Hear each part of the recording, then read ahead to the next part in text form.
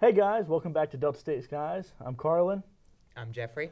and today our guest is Marshall Tomlinson. How are you doing today? Hey everybody, I'm doing pretty well. I'm excited to be here. I've been trying to keep up with you guys so far to, I guess, know what I'm walking into. So, Good. You've done your research on us, yeah, huh? a little bit. Yeah. So I heard y'all did some research on me, so Yeah. I better come Definitely some prepared. deep diving. We found it all. We got all the dirt. How was your weekend? It was great. I got back from Tampa, Florida, Friday evening from a week at the UAA conference. Really? Which was a great experience. That's my second year in a row now. Really? Okay. To be able to go to that and represent DSU. So, Oh, really? Okay, you were good representing trip. the unit. Mhm. Okay. No, it wasn't just for me. Awesome. Yeah. Well, I guess we'll get into that in a little bit. But let's For sure. kind of start at the beginning. Where are you from? I am from Columbus, Mississippi, originally. Bounced back and forth between Columbus and Starkville, between mom and dad. Went to Heritage Academy, a little school in Columbus. And then from there, came to Delta State 10 years ago and never left. Really? So, Yeah. I'm still here, huh? Yeah, Can't get enough of us. that's right. Um, how'd you get into aviation? Has it always been in your family, or? So, I'm a first-generation pilot in my family. Okay. I believe you are as well. Yep, same here. And so, Columbus has got the Air Force Base right there. Yes, sir. And so you grow up seeing the planes flying over, and I always thought it was the coolest thing. But growing up, I really don't hear much about aviation other than the airlines or the military. Yes, sir. And so I was putting the connection that, well, if you want to do aviation, you got to join the Air Force or the Army. And I didn't quite want to possibly get shot at just to fly a plane. And so it wasn't long after that, though, I'd kind of, as anybody does when they're growing up, they run through just a gamut Of everything you want to of do. all the different things you want to do.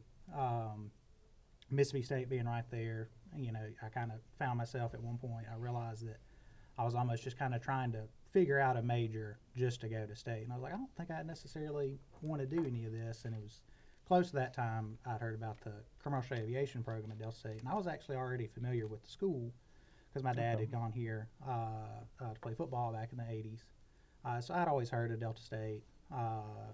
Already knew about the Okra and all that. But I did not know there was an aviation program. When I found out about that, I was pretty quick to want to take a tour and, Yes, sir. and almost immediately fell in love with the place. Yeah. So. Kind of same situation here. That's one thing I never realized growing up as well. I thought about aviation because of traveling, and it always seems like you've got to go through the military to get to being a pilot. Mm. And my dad thought that. I thought that. It's just kind of something a lot of people don't realize is you don't have to go into the Air Force to get into flying. So what were some of the things you were wanting to do with flying? Well, when I first started out, I did like anybody. I took a discovery flight in a RV-7 Oh, really? out of a little airport in Amory, Mississippi. Thought that was the coolest thing. I came here, of course, everything is geared toward the airlines, which is what long-term, that's what we wanted to do. As with most Delta State Aviation students come in, of course, FedEx is usually the end goal there too. Oh, yeah. That's the retirement goal for everybody. Yeah, that was the long-term goal, and that's what it was working my way up to go to the airlines until COVID hit, and that's when everything really kind of changed. Yes, sir. You were flight instructing at that time, or? I had been flight instructing for going a little over 2 years when the shutdown happened the summer prior in July 2019. I interviewed with an airline. I don't know if I can say my name, but interviewed with an airline, got a class date, had gone to do paperwork in January of 2020. I was getting close to my time. We picked out a class date, and I said, how about April of 2020? Ooh, just a month after. And then March of 2020 happened, and COVID shut down. I was, I think 20 hours away from 1,000 hours. Really? I mean, right there, and I was, in March, I was well on pace to have long So hit it. So you were kind of part of that group, the two instructors that came last spring, and after the FAST team that was kind of your instructor group. Mm-hmm. You were kind of that thought process. Oh, we're going to be career CFIs now. Right. And so COVID happens. Get the phone call because, here we are, everything's shut down. I'm supposed to be at training, in less than a month. And, my wife and I, we'd moved to a month-to-month basis, in the house we were renting, and we didn't know what to do. Yes, sir. Of course, training gets suspended indefinitely for about a year. Oh, wow. And for that first couple months, when nothing was going on, everything is, totally shut down. Yes, sir. We were spending time together, just the two of us. Our oldest daughter, she was just 1 year old. And so, it's a lot of time sitting at home, and we were kind of realizing that the airlines are great and they're a wonderful career.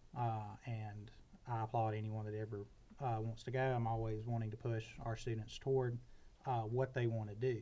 But it became one of those things that the more and more I realized that I don't think it was necessarily something that I wanted to do as much as it was that's, the standard Yes, sir. standard path. And so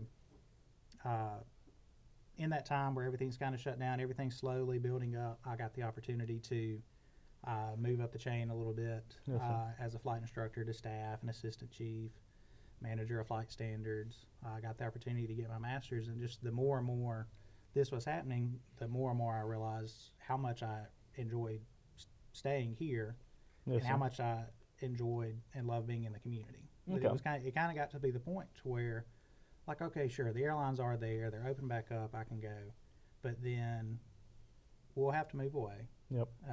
Just because, Kind of uproot your life. right, commuting, especially as a family, that's tough. Yes, sir. Especially you with know. young ones. And God bless anybody that's trying that. That's going to be tough. Higher cost of living, and I'd never be home. And eventually, sure, you build up that seniority, and you get to be home quite a bit. Yes, sir. But it was one of those things that, that's some key years of my It- children's lives that yeah. I'm going to be missing out. Because they're already 4 and 2, I believe. 4 and 2, that's right. Yeah, And so, it got to be one of those things I was kind of thinking, I'm going to be gone so much that all I'm going to be doing is just making money, which is great. Yeah, the money's Nothing great. wrong with making money, but I'd never be home. And so, and I knew that I enjoy teaching. I enjoyed the flight instructing aspect of it. So it was kind of one of those things that I felt like, and I still feel like today, that I can continue growing as a pilot, as somebody here. So Yes, sir. there's no need to move on. So Well, before we go any further, can you tell us since you are probably our guest who has the most recent experience being a student at Delta State, besides us, of course, you've been through the program. You've thanks been for calling me young. So. Mr. Kelly's pretty old, so. But what was it like for you as a student, since you were probably the most recent one? I think you were here in 2013 to 2018. That's correct. So 2013 to 2018. So if you do the math, I took a victory lap. I came in, and there were, at this point now, a lot of the staff members, chiefs, assistant chiefs, and whatnot, that were in at the time. They've either moved on in their careers or retired, and so it was tough. Yes, sir. It was moving from Columbus, which is certainly no metropolis, to Cleveland, which is much smaller even by comparison. That part wasn't difficult for me, but it took some maturing for sure, and prioritizing, what needs to be happening in our studies and things like that. But it was we didn't have quite the even 10 years ago the same technology that we've got in the Yes, sir. flight deck today. It was the old steam gauges. It was the KLN 94 Oh, really? GPS, which is still a pretty good piece of technology. Yes, That's sir. what I did all of my instrument training in up until the week of my final. And then the last of the R models got switched to the GTN 750. Oh, really? So I got Wow. to learn the GTN and do my final. All Pretty at much the same all in the time. same go. Yeah. And so, I didn't realize our GTN or GPSs and stuff were. I knew I had an idea they were pretty new, but I didn't know they were that yeah, new. they're still relatively only about 8 years that the GTNs have been in there. Of course, now the Dynons and the R models have only been in for a year, maybe. Yeah, So, I think we just upgraded. I think 1.4 Romeo. I to believe that's the next. We got the glass 143, 06 Golf, and I think Romeo. and 12 Kilo. Kilo, that's it. This is making great radio, I know. So Yeah, I'm it's just funny staring they here downed it blank-faced. because of the registration, so they went ahead and upgraded to the glass cockpit. Mm-hmm. I was actually about to go solo in it, and then we realized the registration was out of date. Ooh, So that well, was Wow. good catch. yeah, that was a for- great find. So, Set back an extra day. Yeah. But so you took your victory lap. Mhm. I'm on my victory lap now through Mhm. the universities, in my Mhm. third university. Were you able to finish your ratings in the 4 or 5 years you were here? Yes, really the only thing that I guess was the victory lap was just finishing up double I. Okay. I was done with all my on-campus classes. It was Okay. CFI getting that finished up, and then double I. So kind of that same little predicament I'm going to be in. Yeah, it's just what it seems like to me. When I was I believe it was a sophomore or junior, heck, it might have been both. There was about a 1 to 2 semester run where, and stop me if you haven't heard this before, but we had a lot of students, but not a lot of instructors. And so, which is what we're going through right now. Yeah. And It sounds familiar. it didn't work out, but I do like that somebody tried something different with the schedule, and we went to a basically even days and odd days kind Yes, of sir. schedule where Marshall, you're on even days, Carlin, you're on odd days. So 1 week you're meeting 3 days a week, the next week you're only meeting 2 days a week. Okay. And there was a way for instructors to Have more have students. quite a few students, but balance it out. And on paper it works out great. Yes, sir. But y'all have been students here long enough to know how the weather is in Cleveland, that Yeah. sometimes when you only get to do 2 days a week, twice a month, And it then just- those 2 days are- you really get slowed down. Like And so, that pushed me back a lot with private pilot. I had to do some my cross countries for soloing, and from November to February, I probably planned 120 cross countries. I stayed through the Christmas break and everything. It's like you were there a couple times. I showed up to the airport real Right. hopeful. It's like, and then I'd go to the planning room, plan the next one in 2 hours. all right. That fog layer rolling in. I had my freshman year, fall of freshman year, which was a great welcome to flight training, was 7 to 9 flight slot, Monday through Friday. I'll be honest, those are kind of I don't like waking up early, but I can if I need to. And the weather it's just so nice. It's a smooth flight. As I got older in student training, of course, as an instructor now, 7 to 9 really is the best time. It doesn't feel like it when you're waking up at 5:30, 6 o'clock. But 7 to 9 is the best, especially as far as weather, because that's as good as it's going to be for the day. But waking up at 7 and, even just 10 years ago, following a flight plan on 4 flight, that wasn't a thing. There was 1-800-WX-BRIEF was just a phone number. Yes, sir. If you wanted to file online, you had to do it through DUATS, but you had to have a pilot certificate to have an account. Well, back then there was no student pilot certificate, Oh, okay. which I say back then as if Oh, it was just wow. decades ago. I didn't think about But, that. That's a new thing too, huh? There was no your student pilot certificate came with your medical. It would say first class medical and student pilot certificate. So I mean, you got it right out of the gate as soon as you got your medical. There wasn't having to sit down with an ACR or fill out an IACRA application for student pilot. Yes, sir. And so there was no number to put in, so there's no account.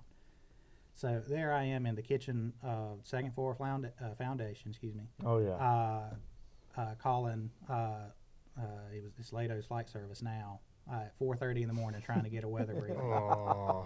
And, it's the automated, and you tell them what state you're going to be flying from, and, I'm sitting there trying to say Mississippi, and I have a little bit of accent, or so I'm told.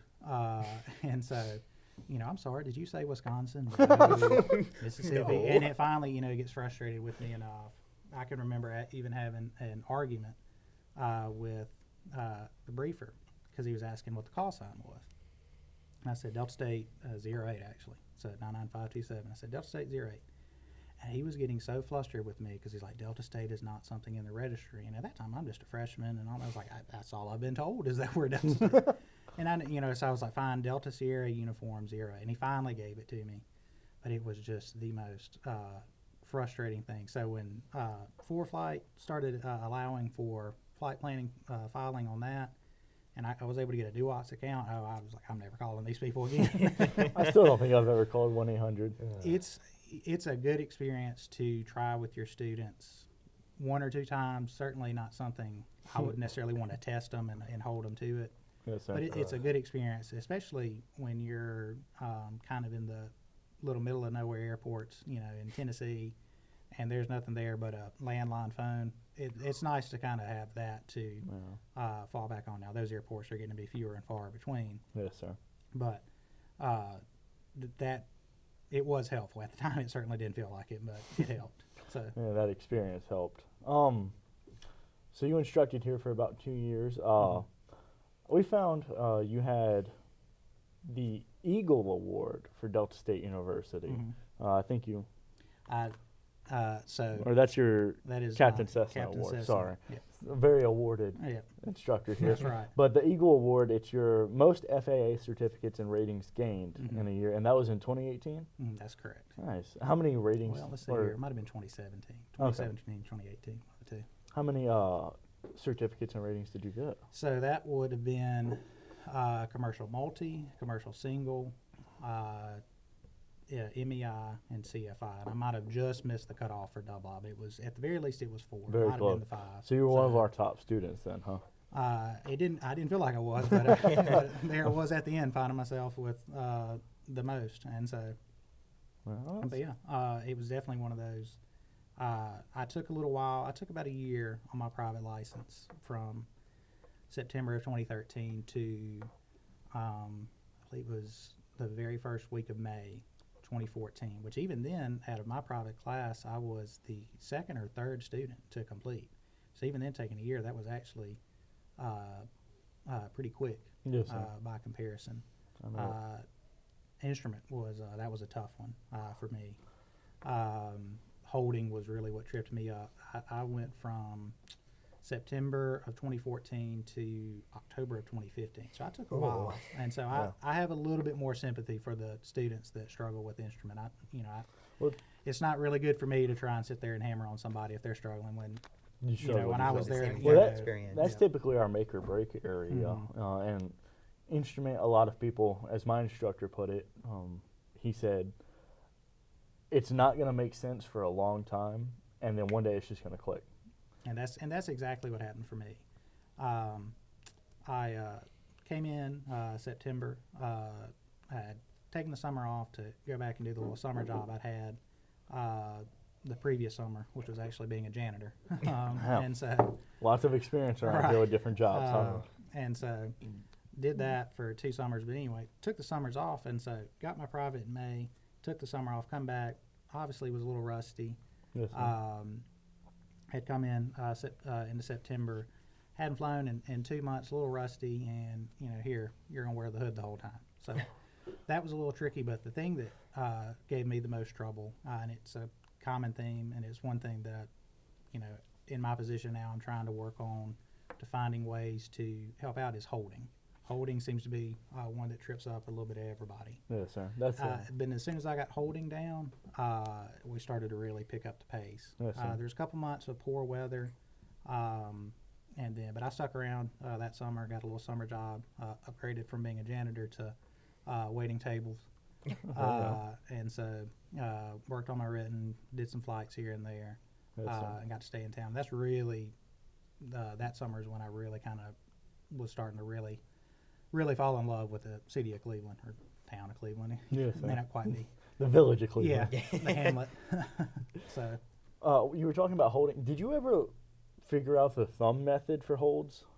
The thumb method I didn't quite do. Because I've never understood that. The hand method, where you hold out depending on which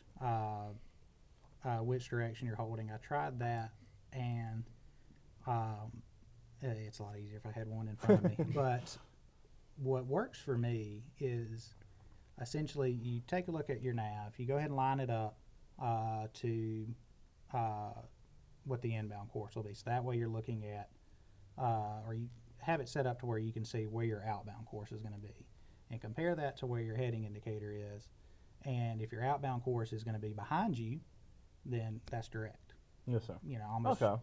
9.5 times out of 10, it's going to be direct. So you found a really simple way of. If it's ahead of if my outbound course is going to be ahead of me and to the right, that'll be depending on, of course, you know, which one you're doing, that's a teardrop. And if it's heading to the left, it's parallel. And so that, when that finally clicked for me, that's when I was able to really Yes, sir.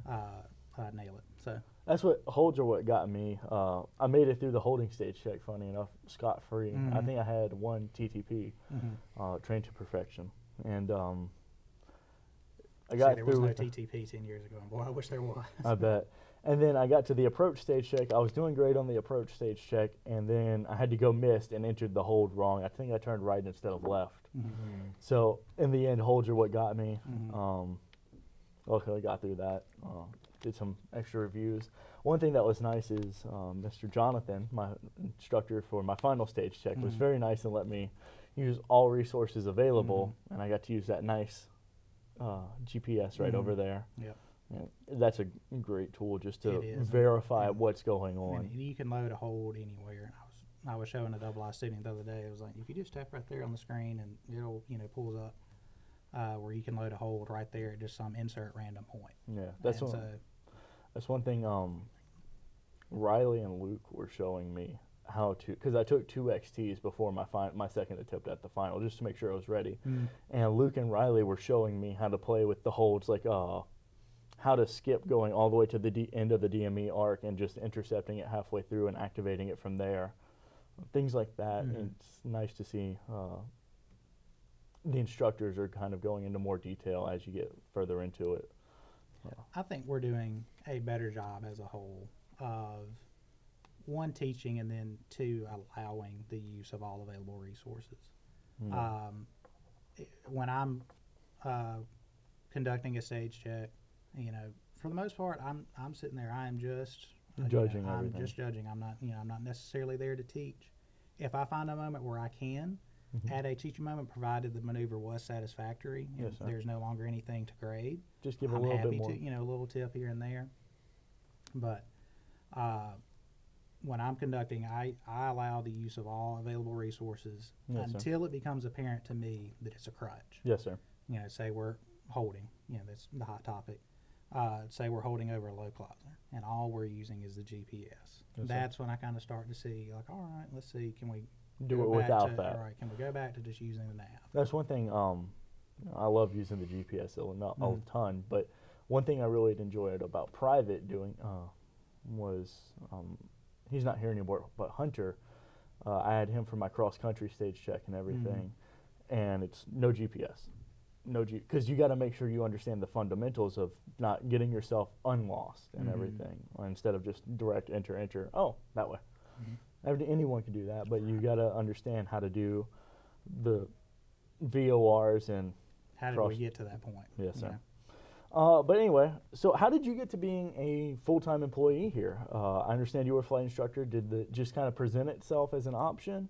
It did, and so part-time, of course, part-time in the eyes of payroll, but, you know, y'all know the instructors are certainly working a lot more than just part-time. Oh, yeah. In that time, I had gotten an opportunity, even before working full-time, to co-pilot on a King Air, and Yes, so sir. that was a little corporate experience, and we can talk about that more later. But as all this was going on, as COVID was going on, some of the staff instructors and even assistant chiefs were getting ready to move on, either going back to the airlines or, you Just know, moving on with life. moving on with life, really.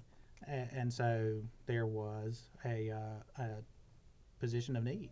And so it started off as just staff instructor, and so I got to do the unfun work, dealing with cuts and no-shows. Yes, sir. Are you still dealing with those? I still am. And so I'm waiting on the next, I'm not being very good about this because I had to do it, somebody else has to kind of thought process, but I'm waiting on somebody else to come through and move on to staff so I can, like, here, you deal with That's that now. hazing. A Oish. full-time It's staff. maybe it's the Huge. initiation. The 'cause- rookie, the initiation. That's the because every staff member up there has done Had the to do cuts it. and no-shows, has done the scheduling, has done the folder audits as well. Yes, which sir. Of course, I'm thrilled that we're moving more and more online because that's Making your life easier. It takes care of itself then. Yes, And sir. so, got to move up to staff. Had hit my time because there is a time requirement to be assistant chief. Hit my time requirement for that. Did a basically, I mean, in air quotes, a check ride with the FAA to be an assistant chief. Basically, it was essentially did a ground lesson through the private syllabus with one of our instructors. They were acting, kind of playing the dumb student role. Yes, sir. And they're looking to see to make sure that I'm actually going to use the syllabus, adhere to 141, make sure that I'm following those requirements. Went up and did a flight as a mock stage check, basically for that student to kind of make sure that I'm going to call a spade a spade. If it's unsat, I've got to call it unsat. I Yes, can't sir. necessarily. No sugarcoating. Right, exactly. Did that. Went to lunch with them, which it felt like such a long lunch because we're just sitting there across the table from the FAA, and they're not having a whole lot to say Oh, because you're just sitting there eating. We come back, and thankfully, I guess, just to make life a little easier, the weight and balance did not work out for the Diamond, so we were able to do the multi-engine stuff in the FTD. So we were in Okay. the air conditioning and all that. 'Cause this was a lot less sweat going early on. May, so it wasn't quite the hottest part of the year, but it was definitely warming up. So, and after that, I pretty much wrapped it up. Ground lesson and 2 flights, Okay. basically. So, Nice. And so, what are the time requirements to become an assistant chief pilot? oh goodness, you're catching me having to pull out my handy dandy FAR aim on my phone. So let's see here. Should be 141.36. Look at me. Assistant chief, instructor qualifications. I know this is really making good radio. So to be an assistant chief for the issuance of a recreational private pilot certificate. So they break it down into you don't necessarily have to be the assistant chief for every syllabi. Now that's the way we do it, just because it's Easier to have someone cover it's everything a heck of a instead lot easier just to manage one person that. for each. And same thing with chief instructor. You can have a different chief instructor for each syllabus. Now, is that a good idea? Maybe not. A lot of people are going to be button heads.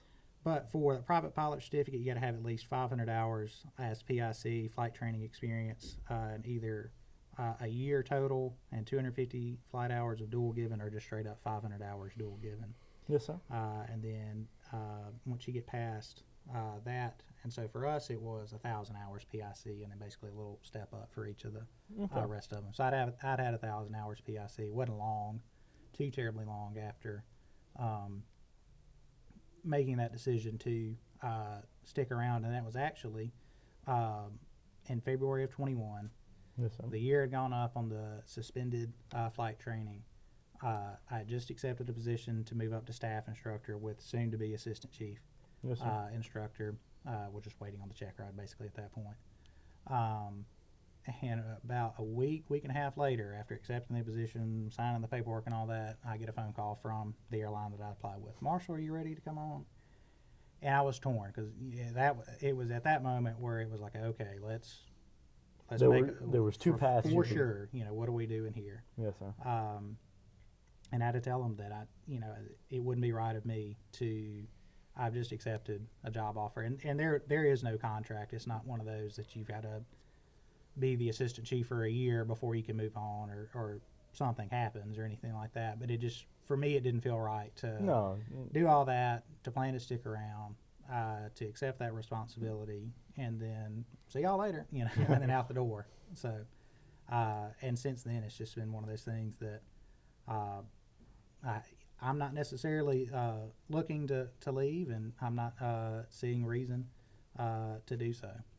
Like I said earlier, I still feel like I can grow here. So. Yes, sir. I know your goals here have kind of changed from obviously piloting to trying to fill higher positions, going up in the administration chain, which is very understandable. How's that going so far? So far, so good. it's no secret that there's a lot of change going around the program. So right now, a lot of people are feeling stretched pretty thin, myself included. But I think that is providing opportunity to set ourselves up for a pretty exciting future, and it already is looking exciting. There's some opportunities for myself that I'm pretty excited about. Yes, sir. And I think there's still a lot on the table for me to really be able to leave I'm enjoying the background music, to leave a very positive mark Yes, sir. on this program. And so that's where I see myself in the short term is being able to do that. And I think even still in the long term. Yes, sir. I just got my master's in May through here at Delta State. Great Awesome. program. It's all online, so it's one of those things that is it's no master's program is easy, but Yes, when it's sir. online, it does make it a little more manageable to be able to go to work and Do that at night. do your coursework, at night. You're not having to kind of work around the school schedule. And did that in May. I am teaching two classes this fall. Taught a class in the summer. Okay. And here soon I'm wanting to get started on a doctoral program. Now, Really? I haven't necessarily nailed down what I want to do yet. I'm weighing up the options, whether I want it to be an aviation doctorate or an education doctorate. Okay. Of course, if it's an education doctorate, that, just about every school that offers a doctorate is going to have one. Yes, sir. Whereas aviation, it's a little bit more limited. Like Florida Institute of Technology. So like Florida Tech, I think Sean is. Yes, sir. He's, Mr. Kelly is. he is doing Florida Tech. Florida Tech is a school I've looked at. St. Louis University Okay. and Oklahoma State are the main three Yes, sir. that I'm looking at if I'm going to do the aviation Yes, sir. side of it. So wanting to do that, probably hoping next fall to officially Decide. start that. I wanted to take this fall to get my feet under me as far as teaching classes in a normal class schedule Yes, sir. setting in the spring to really kind of gear up and get ready for that and nail down where it is I want to do this. Yes, sir. So you take on a lot of projects for us as a school, right? You were talking about his trip last week Oh earlier, yeah. I think. So you were down in my neck of the woods, in Tampa. Explain to us what happened, what went on, how was it? Right. So I was down in Tampa, St. Petersburg, in that little Bay Area for the UAA Collegiate Aviation Education Conference. UAA is the University Aviation Association, and it is a association, organization, what have you, of university flight schools all across the country. Delta State is one of them. Yes, sir. And so I went down there as a representative of Delta State for almost a full week-long, Tuesday to Friday conference. And I mean, it is that.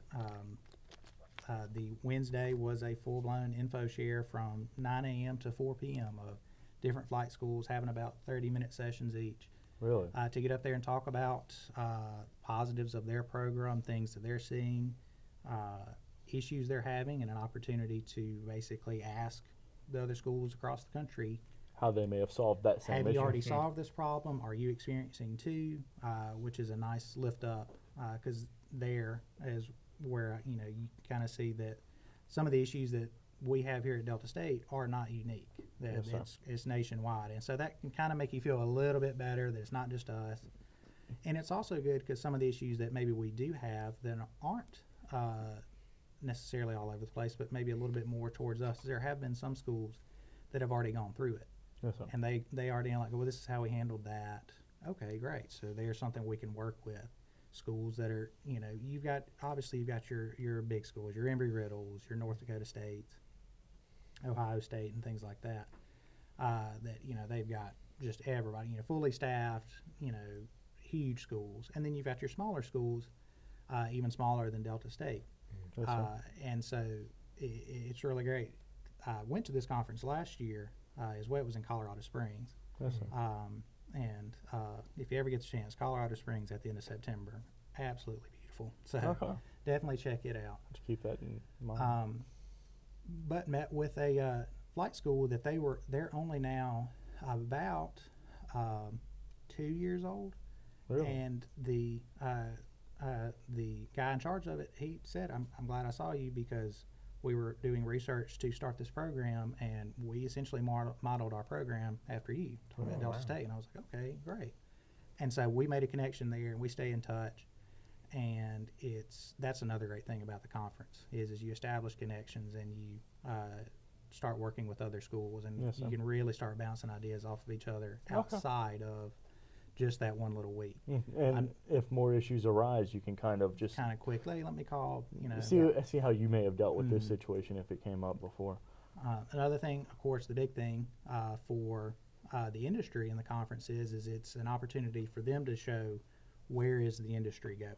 Yes, sir. So last year, kind of the buzzwords were SMS systems. Now, SMS, safety management systems, every university flight school, for the most part, is pretty much there. Everybody's got one now. So as far as trying to sell that as having one, we're past that point. But using an industry system to help manage, promote, things like that is now becoming I think that was a big one. And then flight operations, quality assurance, or FOQA. This year, a lot of the big buzzwords were still that. The industry hasn't changed that much in just a year.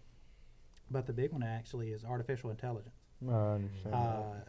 It was a mixture of that in the classroom, through ChatGPT, of the ethics behind it, how Yes, can we sir. use it properly in the aviation setting in the classroom. And there are a couple of schools that are looking into research into possible artificial intelligence in the flight deck. Now, Okay. not necessarily the drones and Yes, sir. the air mobility of kind of everybody's seen the video of the Amazon drones flying around dropping off packages, but as a digital co-pilot, Yes, sir. basically to help out with single pilot resource management. Yes, sir. So that was a pretty cool thing to see that's what's coming on the horizon there. Yes, sir. That's what's next. And so it's a great way to kind of prep to see, all right, where are we ahead and where are we maybe a little bit behind. Yes, sir. And so for the most part, we're pretty well on schedule. But I enjoy going to this so that way I can then come back, and say, here's where we need to probably start maybe allocating some attention a little bit more. Yes, sir. So- What you were talking about AI, and I know on campus for all universities, it's kind of a touchy subject, so to speak. Mr. Kelly and Miss Parker are very open with their use of it as a tool. Mhm. I wanted to see what you were, since I'm going to be taking one of your classes in the spring, what you really thought about it. It was something that it's funny that the conference brought it up because right before the school semester started, Mr. Kelly, Miss Parker, Colonel, myself, Brandon, we all sat down to kind of that pre-semester meeting. And that was actually a topic that got brought up as a, hey, heads up, students are starting to use this. This is what's coming. You might want to start getting a little familiar with it. And sure enough, at the conference, it's now nationwide that's going on. In the discussions that were had, I am for it in a so long as you know how to use it kind of sense. It's a resource. Just like we were talking earlier, and using all available resources in the flight deck, using that GPS, the digital co-pilot, if and when that comes, that's something that use it, as you can. During the discussions, one of the presenters pulled up one of the ChatGPT websites and plugged in create a CFI lesson plan for principles of flight that adheres to the CFI PTS task. And within seconds, it rattled off a full-blown overview, attention grabber, bullet points for each topic. And Really? I mean, from my perspective, across the room, looking at the projection, it looks pretty solid. And to me, using that is no different than buying the commercially sold lesson plans. Yes, sir. It's a matter of if you paid money for it or not. I'm fine if you use that sort of thing if you know how to use it. Yes, sir. It does you no good to have dropped $100 for a CFI notebook if you don't know what's in there. Yes, sir. At that point, That's one of the things Mr. Kelly really tries to hammer into us. Use it as a tool to, if you need to tighten up or expand your papers, you understand what's in it still. You understand the principles, the ideas, the arguments going on in the paper. But don't it's use it being as a crutch. Yeah, don't use it as a crutch to write the whole paper. Maybe just to edit it and assist a little bit. Right. Because you can use it to insert paper, insert document, to proofread beyond just the standard, spell check, to even add to. But you also have to understand too that as a professor, as an instructor, I might do the same thing though and take your paper and then insert it. There's plenty now of plagiarism detectors, but now there's the ChatGPT detectors. Yeah, so they're it's kinda catching one of up. those that, AI detector. you Yeah. know, I think Miss Parker uses turnitin.com or something. right. Yeah, they're finally That's catching up to that's a that big one. technology And now. so it's kind of one of those. Then if I plug it in and I see you've given me a lesson plan that like, okay, cool. Google Bard, I think, is the ChatGPT equivalent for them. They blew this lesson plan out the water. But is this anything of your own work? Because if not, how well are you actually going to be able to use it?